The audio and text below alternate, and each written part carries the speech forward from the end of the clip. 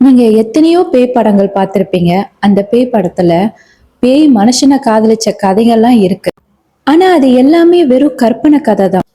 ஆனா இந்த கதையில ஒரு பெண்ணு அமானுஷ்யன்னு தெரிஞ்சும் அது மேல காதல் வயப்பட்டிருக்கா. அது கூடவே அவ 8 வருஷமா தனியா ஒரு ஃபிளாட்ல வாழ்ந்திருக்கான்னு சொன்னா உங்களால நம்ப முடியுமா?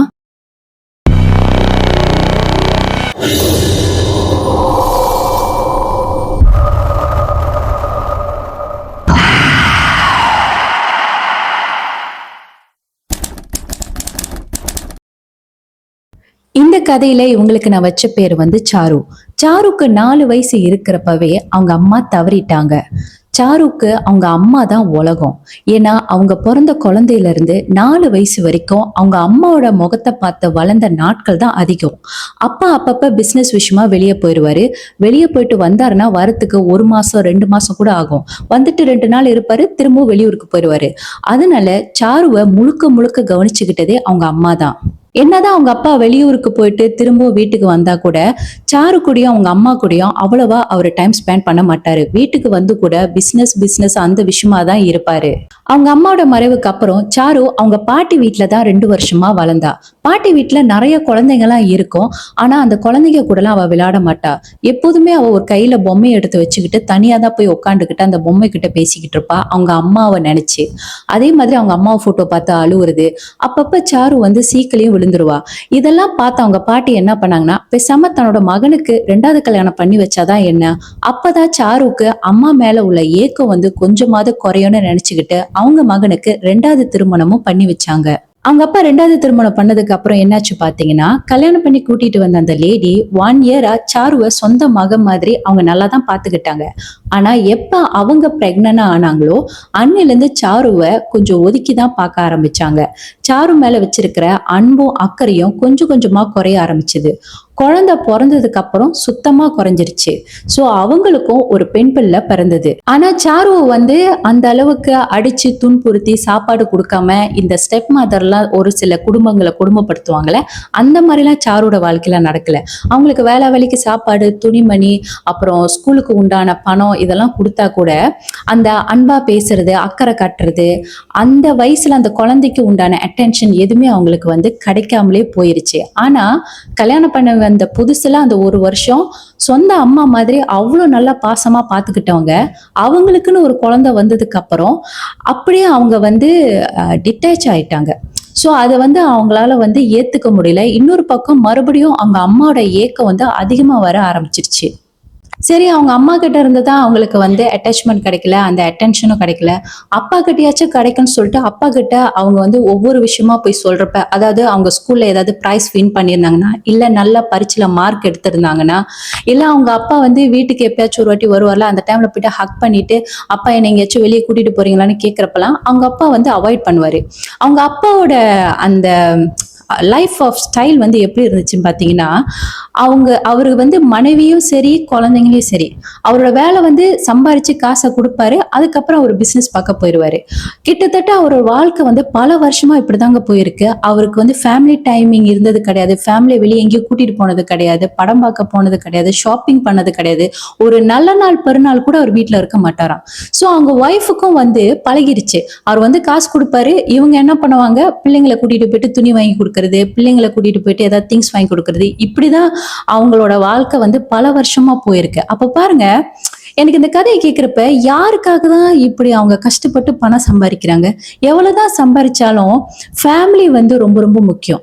அதுவும் இல்லாம அந்த வளர்ற குழந்தைங்க அந்தந்த டைம்ல தான் அப்பா அம்மாவோட பாசத்துக்கு அதிகமா ஏங்குவாங்க. சில விஷயம் அந்த வயசுல தான் வந்து கிடைக்கும்னு சொல்லுவாங்க. ஆனா சாருக்கு அது சுத்தமா கிடைக்கலங்க.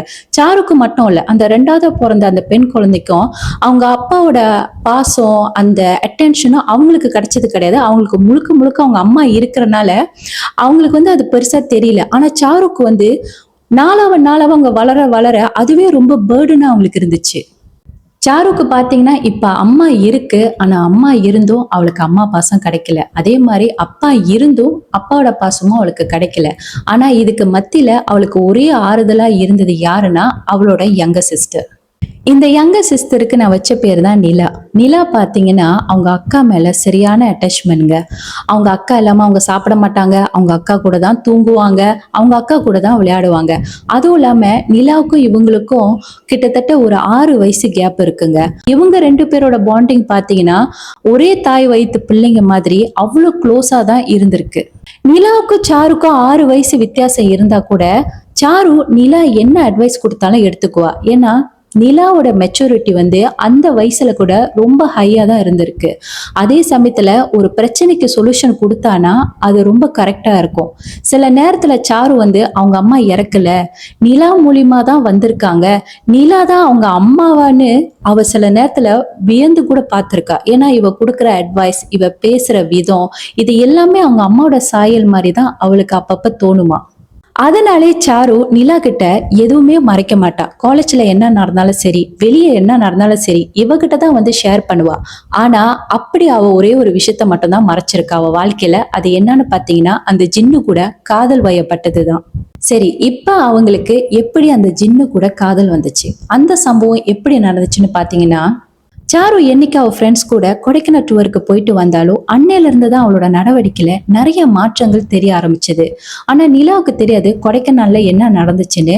ஆனா அவங்க போயிட்டு வந்ததுல இருந்து அவளோட பிஹேவியர் பார்க்க பார்க்க இவளுக்கே கொஞ்சம் டவுட் வர ஆரம்பிச்சது. சாரு எப்ப காலேஜ் முடிச்சுட்டு வீட்டுக்கு வந்தாலும் நிலா கிட்ட என்னென்ன காலேஜ்ல நடக்குதோ எல்லாத்தையுமே அவ ஷேர் பண்ணுவா. அதே மாதிரி ஒன்னா உட்காந்து சாப்பிட்றது, டிவி பாக்குறது, சில நேரத்துல ஒன்னாவே படுத்து தூங்கிடுவாங்க ரூம்ல. ஆனா இது எல்லாமே டே பை டேயா அவ அவாய்ட் பண்ண ஆரம்பிச்சா.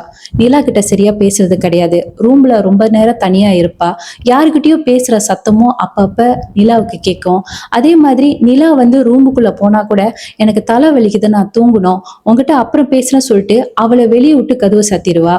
இல்லைன்னா அவ ஏதாச்சும் பேசணும்னு சொல்லி ரூமுக்கு போனா கூட எனக்கு எக்ஸாம் இருக்கு, நான் படிக்கணும், உங்ககிட்ட அப்புறம் பேசுறேன்னு சொல்லிட்டு அவளை அவாய்ட் பண்றது. சோ இந்த மாதிரி விஷயங்களா அவ நோட் பண்ண ஆரம்பிச்சா. இந்த மாதிரி சாரு நடந்துக்கிற விதத்தை பாக்குறப்ப நிலாவுக்கு மனசுல அப்பப்ப படும், நம்ம அக்காவை சுத்தி ஏதோ ஒரு விஷயம் தப்பா நடக்குது, இல்ல நம்ம அக்கா ஏதோ ஒரு விஷயத்த நம்ம கிட்ட மறைக்கிறாளா, ஏதோ ஒரு தப்பான பாதையில போறாளான்ட்டு அவளுக்கு அப்பப்ப மனசுல படும். அந்த டைம்ல அவ போயிட்டு அவங்க அம்மாட்ட சொல்றப்ப அவங்க அம்மா பெருசா கண்டுக்க மாட்டாங்க. நிலாவை பத்தி அவங்க போயிட்டு கம்ப்ளைண்ட் பண்றப்பெல்லாம் அவங்க அம்மா வந்து நிலாவை தான் ஏசுவாங்க. நீ என்னத்துக்கு அவ ரூமுக்கு போற, அவ பெரிய பிள்ளை, அவ காலேஜ் படிக்கிறா, அவளை பாத்துக்க அவளை தெரியும், நீ என்னத்துக்கு சும்மா சும்மா அங்கேயே போயிட்டு அவ ரூம்ல உட்காந்துட்டு இருக்க, உனக்கு ரூம் இல்லையா, நீ போயிட்டு படி, நீ போய் ஹோம் ஒர்க் பண்ணுன்னு நிலாவை தான் அவங்க அம்மா ஏசுவாங்களே தவிர சாரு ஏன் இந்த மாதிரி இருக்கிறா, அவளுக்கு என்ன நடந்துகிட்டு இருக்குன்னு அவங்க அம்மாவுக்கு துளி அளவுல கூட அக்கறை கிடையாது. இத பத்தி அவங்க அப்பா கிட்ட சொன்னா கூட அவங்க அப்பாவும் வந்து பெருசா இத பத்தி கண்டுக்கல. அவ வந்து பெரிய புள்ளையாட்ட, அவளை பாத்துக்க அவளுக்கு தெரியும், நீ இன்னும் சின்ன பிள்ளை, நீ போயிட்டு படி, நீ என்னத்துக்கு உங்க அக்காவை டிஸ்டர்ப் பண்ற, இப்படிதான் அவங்க அப்பாவும் பேசுவாரு. ஆனா அவங்களுக்கு அந்த டைம்ல வந்து வயசு 13 தான். அந்த 13 வயசு பிள்ளைக்கு வந்து நல்லா தெரியுது அவங்க அக்காவுக்கு ஏதோ ஒரு தப்பான ஒரு விஷயம் போய்கிட்டு இருக்குன்னு. ஆனா அவங்க அப்பா அம்மாவுக்கு தெரியல. இப்படியே கொஞ்சம் மாசம் போயிட்டு இருக்கிறப்ப ஒரு நாள் என்ன ஆச்சுன்னா, சாருக்கும் அவங்க அம்மாவுக்கும் ஒரு சின்னதா வாய் தகராறு வந்துச்சுங்க. அந்த தகராறுல இதுக்கப்புறம் நான் இந்த வீட்ல இருக்க மாட்டேன், எனக்கு இந்த வீட்ல சந்தோஷம் நிம்மதி எதுவுமே கிடையாது, நான் வெளியே தங்கி படிச்சுக்கிறேன்னு சொல்லிட்டு அவ கோச்சுக்கிட்டு துணியெல்லாம் பேக் பண்ண ஆரம்பிச்சா. நிலா உடனே என்ன பண்ணிட்டா, நேரா அவங்க அப்பாவுக்கு கால் பண்ணிட்டா. அவங்க அப்பாவுக்கு கால் பண்ணி இந்த நடந்த விஷயத்தெல்லாம் சொல்றப்ப வந்து அப்ப அவங்க அப்பா வந்து நீ சாரு கிட்ட போயிட்டு போனை கொடுன்னு சொல்லியிருக்காரு. அப்ப இவ போயிட்டு அப்பா அவங்க கூட பேசணுமான்னு சொல்லி பேசுறப்ப வந்து சாரு வந்து கிளியர் கட்டா சொல்லிட்டா, இதுக்கப்புறம் இந்த வீட்ல என்னால இருக்க முடியாதுப்பா, நான் வந்து வெளியே தங்கி படிச்சுக்கிறேன், எனக்கு மாசம் மாசம் பணம் மட்டும் அனுப்பி வைங்கன்னு. அவங்க அப்பாவும் சரி பிரச்சனை பெருசாக்க வேண்டாம்னு சொல்லிட்டு நீ வெளியே போய் தங்கி படிச்சுக்கோன்னு சொல்லிட்டாங்க.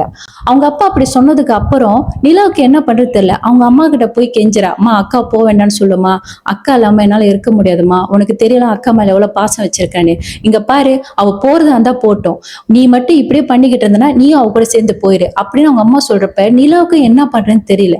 அப்ப இவ போய் சாரு கிட்ட கெஞ்சிருப்பையும் சாருவும் அவ காதுல வாங்கிக்கல.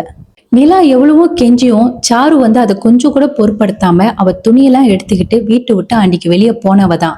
அதோட நிலா சாருவை மீட் பண்ணவே இல்லையாங்க. கிட்டத்தட்ட 8 வருஷமா சாருவை அவங்க பார்க்கவே இல்லையா.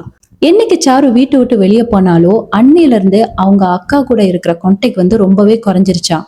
அப்பப்ப இவங்க அக்காவை ரொம்ப மிஸ் பண்ணுவாங்க. அவங்க அப்பா கிட்ட கேக்குறப்பெல்லாம் இன்னைக்கு கூட்டிட்டு போறேன், நாளைக்கு கூட்டிட்டு போறேன் இப்படிதான் சொல்வாரே தவிர கூட்டிட்டே போக மாட்டாராம். அவங்க அம்மா கிட்டயும் போய் கேட்க முடியாது. ஏன்னா அவங்க அம்மாக்கு தான் சாரு மேல அக்கறை இல்லைல்ல. சோ அவங்க அக்காவை அதிகமா மிஸ் பண்ணவும் ஆரம்பிச்சாங்க. இப்படியே ஒரு 5 வருஷம் போதுங்க. ஆனா இந்த 5 வருஷத்துல ஒரு நாள் கூட அவங்க அக்காவ மீட் பண்ணதே இல்லையாம். எப்போதுமே அவங்க ஃப்ரெண்ட்ஸ் கிட்ட சொல்லி கவலை கூட படுவாங்க. எங்க அக்கா ரொம்ப நல்லவ. அவ என்கிட்ட ரொம்ப க்ளோஸா இருப்பா. எனக்கு இருக்கிறதே ஒரே ஒரு அக்கா தான். ஆனா இந்த மாரி ஒரு சின்ன பிரச்சனைனால வீட்ட விட்டு வெளிய போனா. வெளிய போனதுலேருந்து அவ என் வீட்டுக்கு வரதும் கிடையாது. அம்மாகிட்டயும் பேசுறது கிடையாது. ஏன் நானா அவளுக்கு உயிரு. ஆனா அவ என்கிட்ட கூட அவ்வளவா ஃபோன் பண்ணி பேச மாட்டா. அப்பாக்கு மட்டும் தான் ஃபோன் பண்ணுவா. அதுவும் ஒரு 5 நிமிஷம் என்கிட்ட பேசிட்டு ஃபோன வச்சுருவா. நீ எங்க இருக்க? என்ன பண்ணிட்டு இருக்கன்னு அந்த கேள்வி கேட்டாலே அவ எதுவுமே சொல்ல மாட்டா. எனக்கு மனசுக்கு ரொம்ப கஷ்டமா இருக்கு. அதே சமயத்துல எங்க அக்காவுக்கு ஏதோ ஒரு தப்பான ஒரு விஷயம் போயிட்டு இருக்கிற மாதிரி எப்போதும் எனக்கு தோணும். ஆனா இத நான் எங்க அப்பா அம்மாட்ட சொன்னா கூட அவங்களுக்கு அது புரிய மாட்டேங்குது. அவங்களுக்கு என் மேல இருக்கிற அக்கறை கொஞ்சம் கூட எங்க அக்கா மேல இல்லன்னு அவ ஃப்ரெண்ட்ஸ் கிட்ட சொல்லி கவலைப்படாத நாளே இல்லையாம். சோ இப்படியே போயிட்டு இருக்கிறப்ப அந்த டைம்ல நிலா ஃபார்ம் 5 படிச்சுட்டு இருந்திருக்கா. அப்போ அவங்க அப்பா எதிர்பாராத ஒரு விபத்துல தவறிட்டாரு. சோ அந்த விஷயத்த அவளுக்கு இன்ஃபார்ம் பண்ணி கூட அவ பார்க்க வரல. ஏன் பார்க்க வரலன்னு நிலாவுக்கு தெரியவே இல்ல. ஆனா அந்த டைம்ல நிலாவுக்கு அவங்க அக்கா மேல சரியான கோவம். கிட்டத்தட்ட 5 வருஷ காலகட்டமா அவங்க அக்கா அவங்கள வந்து மீட் பண்ணல. சரியா பேசலனா கூட அக்கா மேல ஒரு வெறுப்புணர்ச்சி வரல. ஆனா எப்போ அப்பா இறந்த விஷயம் தெரிஞ்சு கூட அவ வராம இருந்தா பாத்தீங்களா? அப்பதான் அவங்களுக்கு அவங்க மேல நிறைய வெறுப்புணர்ச்சியே வந்துச்சு. அதோட 3 வருஷத்துக்கு அவங்களுக்கு அவங்க அக்கா பத்தி நினைக்கணும்னு தோணவே இல்லைங்க. அவங்க பாட்டுக்கு அவங்க வாழ்க்கைய பார்த்துக்கிட்டு போய்கிட்டு இருந்தாங்க. அப்ப அவங்க காலேஜும் படிச்சுக்கிட்டு இருந்தாங்க. கிட்டத்தட்ட 8 வருஷமா அவங்க அக்காவ அவங்க மீட் பண்ணல. அவங்க எங்க இருக்காங்க? என்ன பண்றாங்க? வேலை செய்றாங்களா? கல்யாணம் பண்ணிட்டாங்களா இல்லையா? எந்த ஒரு விவரமும் அவங்களுக்கு தெரியலங்க. ஆனா 8 வருஷம் கழிச்சு அவங்க அக்காவை எங்க பார்த்தாங்கன்னா, ஊட்டியில இருக்கிற ஒரு மால்ல தான் அவங்க பார்த்திருக்காங்க. இவங்க அவங்க ஃப்ரெண்ட்ஸோட ஊட்டி டூருக்கு போயிருக்காங்க. அங்கதான் அவங்க அக்காவை மீட் பண்ணிருக்காங்க. இவங்க அந்த மால்ல இருக்கிற கடையில ஒரு திங்ஸ பர்ச்சேஸ் பண்றப்பதான் அவங்க அக்காவோட வாய்ஸ் மாதிரி அவங்களுக்கு கேட்டிருக்கு. என்னடா அக்காவோட வாய்ஸ் மாதிரி இருக்குன்னு திரும்பி பாக்குறப்பதான் தெரியுது அது வேற யாரும் இல்ல அவங்க அக்கான்னு.